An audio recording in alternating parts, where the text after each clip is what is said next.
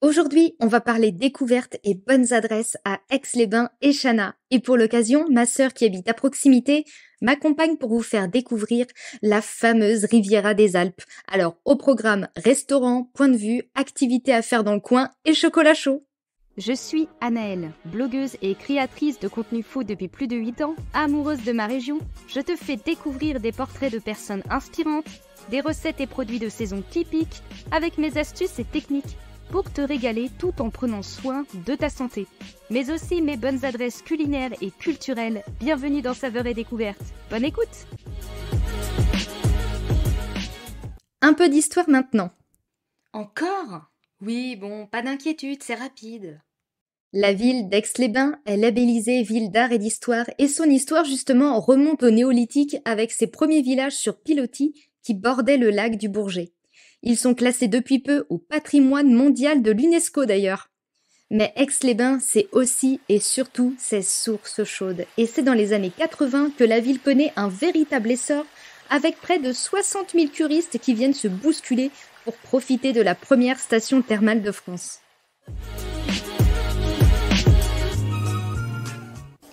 Si vous êtes de passage dans la région, le vieux quartier de la ville d'Aix mérite d'être visité avec la place Carnot située en contrebas de l'hôtel de ville. On ne peut pas la manquer car cette jolie place pavée est décorée d'une fontaine au centre. Selon l'historien Louis Page, cet endroit qui remonte au Moyen-Âge était appelé avant Grande Place. Non mais c'est quoi ce nom encore ? En continuant un peu, vous trouverez à quelques dizaines de mètres une arche en pierre surannée appelée l'arc de Campanus. Campanu, je sais pas trop comment on le dit, construite aux alentours de l'an 20 avant Jésus-Christ. C'était pour le coup assez exceptionnel pour que je vous en parle. Aix, c'est aussi son lac. Les derniers épisodes pluvieux de la région ont eu raison du niveau du lac, et il est bien en crue. Le plongeoir est submergé, les quais sous l'eau, ou alors à deux doigts d'y être, et cela donne l'impression que la nature a repris ses droits. Bon, ce n'est pas qu'une impression d'ailleurs. Néanmoins, été comme hiver, le port d'Aix représente un des passages incontournables de la ville. Le lac du Bourget est bien plus grand que le lac d'Annecy et quand nous sommes sur place, on a vraiment cette impression d'être dans un port maritime, je trouve.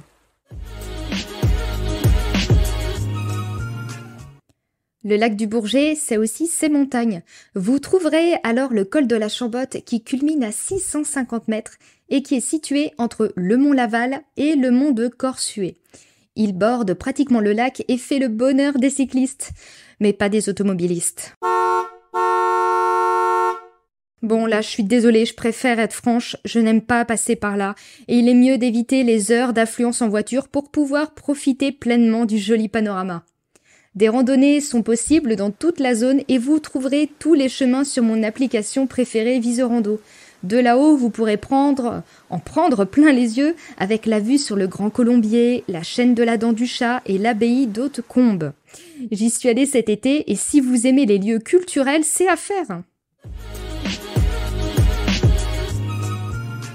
Nous nous rendons maintenant à la plage de Châtillon à Chindrieux que ma sœur m'a recommandée. Et qui dit lac dit baignade, farniente et sport nautique. En hiver, c'est un joli point de vue, mais en été, une plage bien fréquentée. Et c'est normal, tout est aménagé pour que l'on puisse y passer un bon moment et chiller tranquillement avec ses pédalos, restaurants et chambres d'hôtes. Cette plage reste encore préservée et surtout n'est pas collée à la route pour plus de tranquillité, mais le parking est vite plein en été, alors venez tôt pendant la saison estivale. D'ailleurs, en parlant de soleil, à cette période, sur le parking, la vieille Estafette de 78 chez Gust vous propose des glaces et biscuits réalisés seulement avec des produits locaux en circuit court. Et surtout, servis avec des gobelets consignés. Bon point ça! Nous sommes d'ailleurs passés à la boulangerie, le Fournil de la Grotte aux Fées à Aix, et qui propose pour les fêtes des bûches glacées en partenariat avec l'enseigne.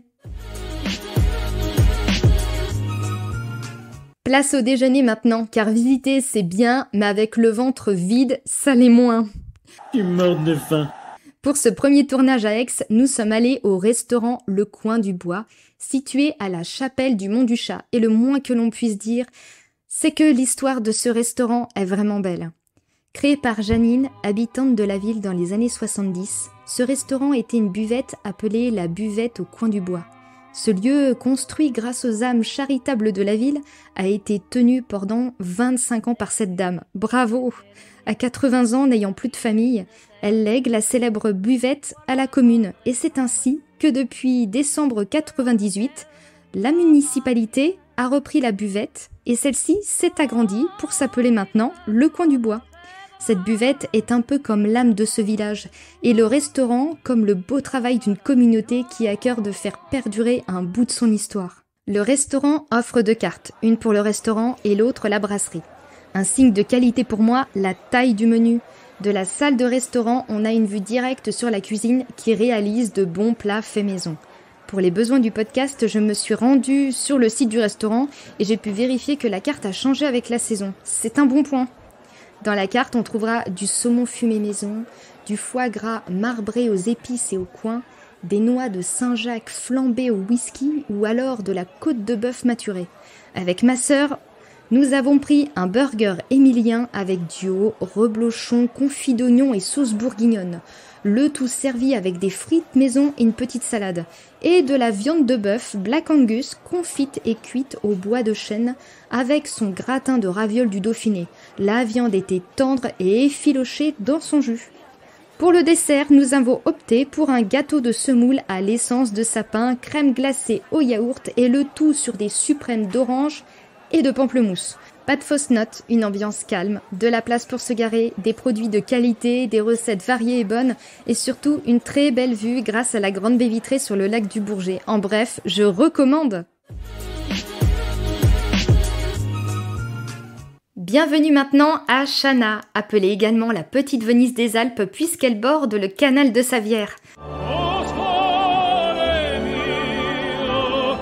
Pour ce mois de décembre, les ruelles étaient peu fréquentées, mais il faut savoir que l'été, c'est une autre histoire.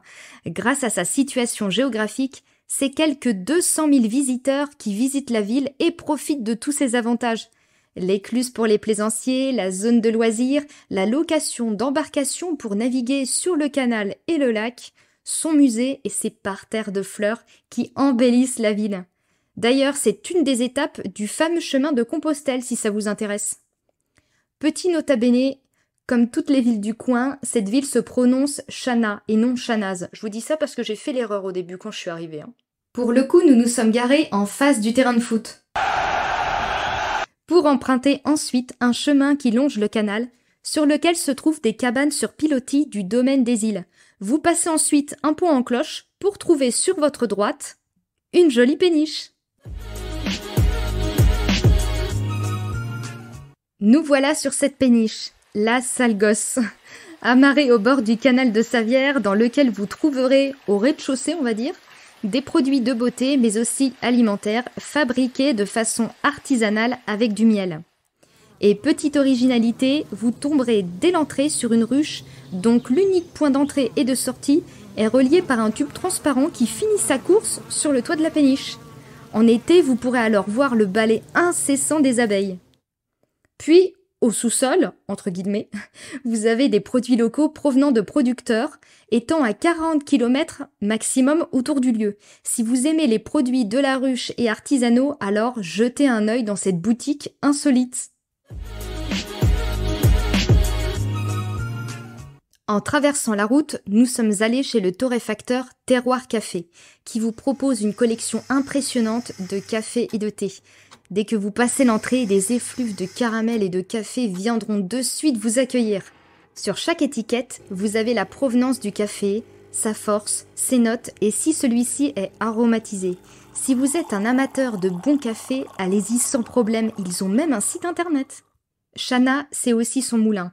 Mais avant, allez prendre un bon chocolat chaud, un vrai, avec du vrai chocolat fondu et qui vous réchauffera à coup sûr dans la chocolaterie artisanale de Chautagne. Sur place, vous avez d'ailleurs plein de chocolat pour les fêtes de fin d'année et qu'est-ce que ça sent bon. Bon, revenons à nos moutons. Comme je vous le disais, Chana, c'est aussi son moulin. Et pas n'importe lequel, puisque celui-ci existe depuis 1868. Eh oh, t'avais dit quoi tout à l'heure? Oui, je sais, mais là on parle du moulin, c'est obligé. Ok, comme tu veux. À l'origine, il y en avait 3. Au-dessus subsiste le plus ancien qui fabriquait de la farine et qui fut abandonné à la construction des deux autres. C'est après la Seconde Guerre mondiale qu'il prend la fonction qu'on lui connaît maintenant, à savoir la production d'huile de noix. Après avoir été arrêté pendant 40 ans, c'est en 1995 qu'il reprend ses fonctions à l'aide de l'association des Amis du Moulin. Il a alors restauré dans les règles de l'art pour proposer maintenant de l'huile de noix et de noisettes. Labellisé artisan et producteur local en 2023, vous trouverez dans ce moulin ces huiles, mais aussi des produits finis avec des noix et noisettes. Ce joli moulin est ouvert aux visites pendant l'été avec une vue en contrebas sur le restaurant L'Ail des Ours, qui a lui aussi de très bons avis. D'ailleurs, ma sœur vous conseille de choisir le nougat de chèvre. Et pourquoi ce nom ? Car l'humidité et la situation de la butte toute proche du restaurant en font la situation idéale pour avoir des parterres d'ail des ours. Et d'ailleurs, je vous le conseille, l'ail des ours, pour tout ce qui est petite sauce, pesto, etc. Ça change, c'est original et c'est hyper bon.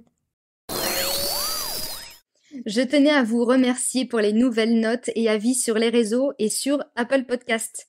Merci à Marie_AM qui a mis plein d'infos intéressantes, on ne s'ennuie pas et sa voix est bien posée. Vivement le prochain épisode. Ou encore Stéphane F31 avec impeccable, bien construit, on apprend beaucoup en peu de temps. Ou encore un de mes abonnés avec qui j'échange depuis un bon moment sur Instagram. D'ailleurs, tu vas te reconnaître. JetSkierFou27. Vraiment sympa ton épisode, j'ai adoré le petit bruit de fond de nourriture qui rissole. Merci à tous, ça me touche vraiment et ça me donne encore plus envie de continuer ce podcast. J'adore vraiment le tourner, le préparer, enfin bref.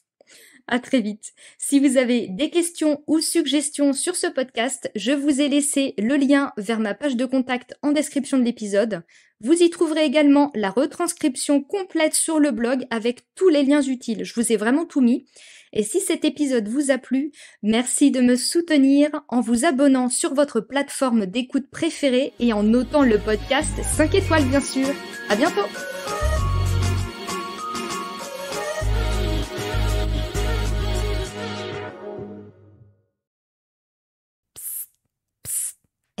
Si tu écoutes ça, c'est que tu fais partie de mes auditeurs chouchous qui écoutent le podcast jusqu'à la fin.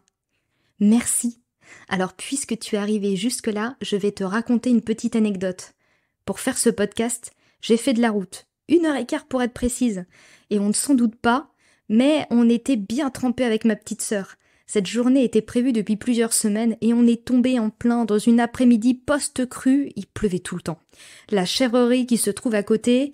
Elle se trouvait, quelques jours auparavant, c'était juste une île, et les chevaux du centre équestre se sont même retrouvés à barboter avec les canards.